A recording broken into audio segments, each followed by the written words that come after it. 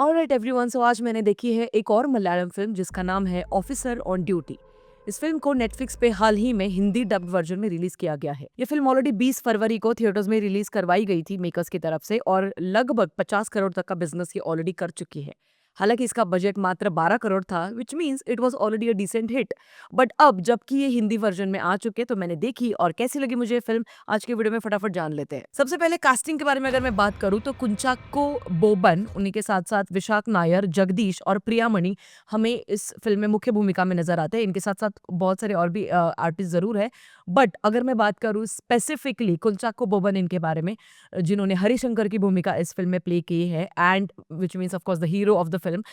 तो क्योंकि corp thriller में ना आपको वो जो कॉप जो मुख्य भूमिका में होते हैं, उनका कैरेक्टर आपके लिए बहुत ज़्यादा मायने रखता है। वो कैसे सोचता है, वो कैसे बात करता है, वो कैसे चलता है, वो जो ऑरा जो खुद के साथ वो कैरी करता है, ये सारी चीज़ें बहुत ही बारीकी से लिखनी बहुत ज़रूरी है और इस फिल्म में वो काफ़ी ब्यूटीफुली लिखी गई है। अगर मैं बात करूँ इस फिल्म के विलन के बारे में तो Vishakh Nair is the main villain and क्या बंदे ने काम किया है। मतलब ऑलरेडी इमरजेंसी में मैं उनकी फ़ैन हो चुकी थी उनके परफॉर्मेंस के बाद, क्योंकि उस फ़िल्म में भी आप उनको बहुत ज़्यादा हेट करते हो।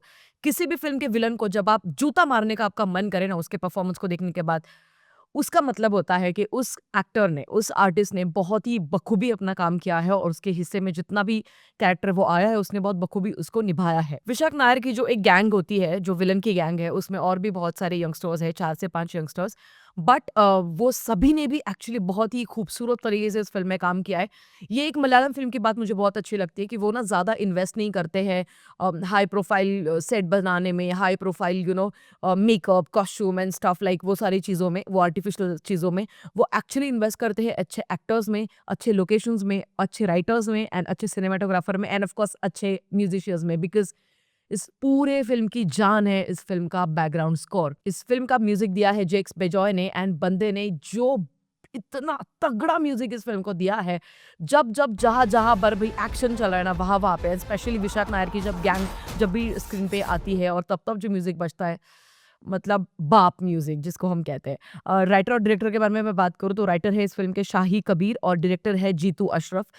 क्योंकि मलयालम इंडस्ट्री के साथ मैं कुछ ज़्यादा कनेक्टेड नहीं हूँ और मैंने सिर्फ़ अभी तक उनकी शायद से 10-15 फ़िल्में देखी हुई है, तो इसलिए ज़्यादा कुछ मैं उनके बारे में नहीं जानती हूँ। बट ओवरऑल अगर मैं इस फ़िल्म को एक एज़ अ क्रिटिक के तौर पर रिव्यू करना चाहूँ, तो मैं सबसे पहले राइटर को बहुत-बहुत बधाइयाँ देना चाहती हूँ। लिटरली रोडीज़ वाला सैल्यूट देना चाहती हूँ बिकॉज़ यार क्या राइटिंग की है बंदे ने। मतलब थ्रू आउट द फ़िल्म आप एक एज ऑफ द सीट पे आके बैठ जाते हो, अपने नाखून चबाने लग जाते हो, आपको कुछ भी पता ही नहीं चलता कि आगे क्या होने वाला है। सबसे पहले मैं प्लॉट के बारे में आप सभी लोगों को बताना चाहती हूँ, डोंट वरी कोई स्पॉयलर्स नहीं दिए जाएँगे। स्पॉयलर्स जो है वो सिर्फ़ आखिरी के 1 मिनट में दिए जाएँगे क्योंकि मुझे वहाँ पे एक बहुत बड़ा नेगेटिव पॉइंट रखना है आप सभी के सामने। तो जब आपका ये पूरा पॉजिटिव पॉइंट्स होने के बाद मैं आप लोगों को रेटिंग दे दूँगी और उसके बाद मैं नेगेटिव पॉइंट पे जाऊँगी सो दैट इसमें कोई स्पॉयलर्स किसी को भी नहीं आएँगे। सबसे पहले मैं प्लॉट के बारे में बात करना चाहती हूँ। तो प्लॉट ऐसा है कि जैसे कॉप थ्रिलर का जो प्लॉट होता है, बिल्कुल वैसे एक suspended but not so suspended police officer है जिनका नाम है हरिशंकर, जिनकी भूमिका कोंचाकू बोबन इन्होंने निभाई है। एक बेसिकली अपने लाइफ में वो एक बहुत बड़ा ट्रॉमा, एक बहुत बड़ा बर्डन लेके चल रहे हैं। वो क्या ट्रॉमा है, वो क्या कुछ है उनके मेंटली वो चीज़, वो आपको फ़िल्म ज लगभग आधे तक आ जाते तब आपको पता चलता है। बट इस पुलिस ऑफिसर का काम करने का जो तरीका है वो ऑब्वियसली सिस्टम को पसंद नहीं आता है, तो बार-बार उनका तबादला यानी कि ट्रांसफ़र किया जाता है और फ़िल्म वहीं से शुरू होती है, उसी फ्रेम से जब हमें ये पता चलता है कि ये जो हरिशंकर नाम के पुलिस ऑफिसर है, इनका तबादला हुआ एक नए पुलिस स्टेशन में और उनका वो पहला ही दिन होता है जब वो आते हैं वहाँ पर, तो वहाँ पर एक बस आ जाती है, जिस बस का एक बहुत ही छोटा-सा ज्वेलरी का केस आ चुका है, यानी कि चोरी का केस आ चुका है। अब वहाँ पर 3 औरतें हैं जो पुलिस स्टेशन में झगड़ा करते हुए आती है और तीनों औरतें जो है एक-दूसरे के ऊपर इल्ज़ाम लगा रही है। अभी पता ये करना है कि आखिर में वो जो चेन चोरी हो जाती है वो आखिर किसने ली हुई होती है। तो तभी वहाँ पर एंट्री होती है अपने हरिशंकर कॉप की और जब वो आते हैं तो शुरुआत के ही 2 से 3 मिनट में वो पहचान लेते हैं कि आखिर चोर है वो कौन है उन तीनों लेडीज़ में से। बट उसको दिखाने का तरीका जो है आपको शुरुआत के ही चौथे 5वें मिनट में आपको इतना बड़ा सरप्राइज़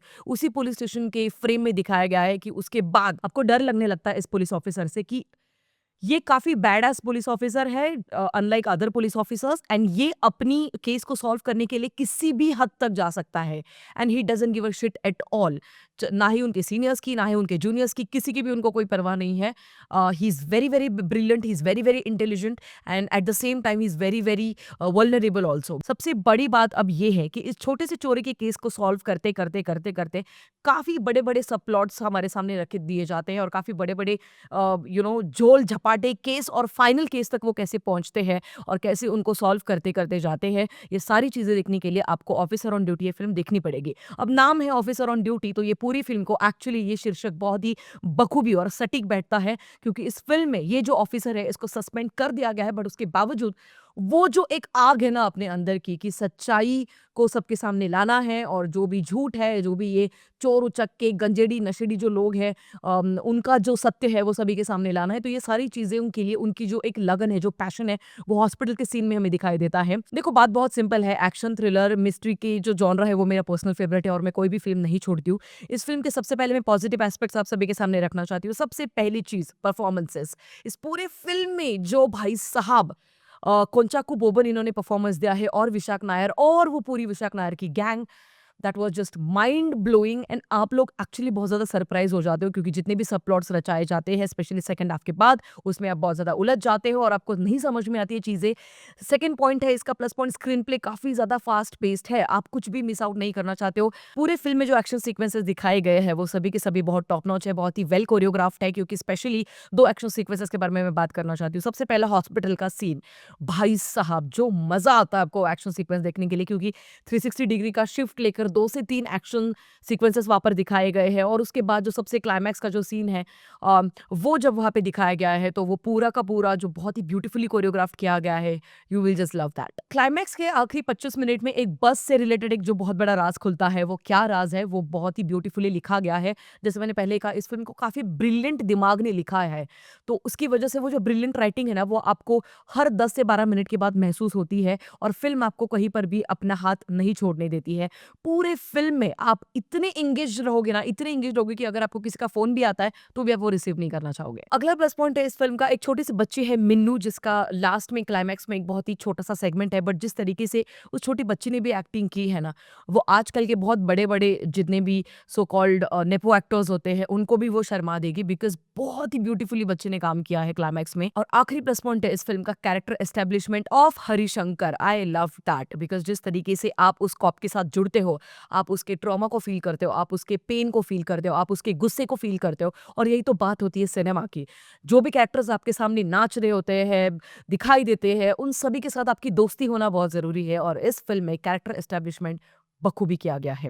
अब बात करते हैं इस फ़िल्म के रेटिंग के बारे में, और इसके बाद मैं इस फ़िल्म के नेगेटिव एस्पेक्ट्स के बारे में बात करने वाली हूँ। इस फ़िल्म को मैं देना चाहूँगी 3.5 स्टार्स आउट ऑफ 5। हालाँकि मैं इसको एक्चुअली 4 भी दे सकती थी, but because of those 2 to 3 negative aspects, 3.5 मैं इसको रेटिंग देना चाहूँगी। इट्स वर्थ वॉचिंग, एंड अपनी फैमिली के साथ आप ज़रूर इस फ़िल्म को देख सकते हो, सभी के साथ मिलके देख सकते हो। तो अब बात करते हैं इस फ़िल्म के नेगेटिव पॉइंट के बारे में। सबसे पहला नेगेटिव पॉइंट, इस फ़िल्म में ना जो एक गैंगस्टर की टोली दिखाई गई है, यानी कि विशाख नायर की जो पूरी टोली है, तो उनका क्या बैकग्राउंड है? यानी कि वो एक ऑफिसर को पेल रहे हैं, और एक ऐसे ऑफिसर को जो काफ़ी बैड एस ऑफिसर है, एंड जिसके सामने बड़े से बड़े लोग झुकते हैं, जिसके सामने बड़े से बड़े लोग डरते हैं, एक ऐसे पुलिस ऑफिसर को वो बार-बार, बार-बार पेले जा रहे हैं। तो आखिर उनका बैकग्राउंड क्या है? वो कैसे इतना फाइट, ये सारी चीज़ें वो कर पा रहे हैं? हालाँकि वो काफ़ी ज़्यादा हाई है, तो ये सारी चीज़ों का खुलासा नहीं होता है। दूसरी चीज़, ये जो गैंग है, ये किस तरीके से काम करती है? यानी कि बस में जो सबसे लास्ट में जो क्लाइमैक्स में दिखाया गया है, उस बस में ये मान सकते हैं कि कंडक्टर का उन्होंने ढूँढ निकाला, तो उनकी बेटी के साथ उन्होंने वो किया। उसके बाद जब वो एक कॉप की पत्नी और बेटी को सिर्फ़ एक बार ही देख रहे हैं, और उसके बाद उनके ध्यान में रहता है कि यही है वो, और फिर बाद में जाके वो उस बच्चे को फँसा रहे हैं। तो ये सारी चीज़ें ना थोड़ी-सी मुझे लूप होल्स में लगी, और सबसे बड़ा नेगेटिव पॉइंट, सबसे आखिर में जब मिन्नू और मिन्नू की माँ, यानी कि गीता, जब एक ड्राइव करके एक जगह पे रुकते हैं, जब अपना विशाख नायर अपनी गाड़ी से उतर रहा है, उनके पास जा रहा है, तब तक वो आराम से पीछे ले सकती थी रिवर्स में, पर वो थोड़ा-सा और ज़्यादा क्रिस्पी अगर हम दिखा सकते थे, तो वो बेहतर रहता मुझे लगता है। वहाँ पे थोड़ा-सा बॉलीवुडनेस मुझे फ़ील हुआ। बट या any which ways this was a masterpiece film again by Malayalam film industry. I love the film. ये था मेरा रिव्यू इस फिल्म को लेकर। आपकी क्या राय है आप मुझे कमेंट सेक्शन में ज़रूर बता सकते हैं। मिलेंगे अगले वीडियो में। Don't forget to like share and subscribe to City Lights Hindi, क्योंकि नया चैनल है तो आप सब लोगों का प्यार मिलना बहुत ज़रूरी है। और अगर आपकी कुछ और भी ऑब्जर्वेशंस है इस फिल्म के बारे में तो कमेंट सेक्शन में ज़रूर लिखिएगा, क्योंकि इस चैनल पर सिनेमा और फिल्मों को लेकर अच्छे डिस्कशंस होते हैं। मिलेंगे अगले वीडियो में, तब तक पीस आउट। डरता जहां हमसे हम तो से डरते ये सब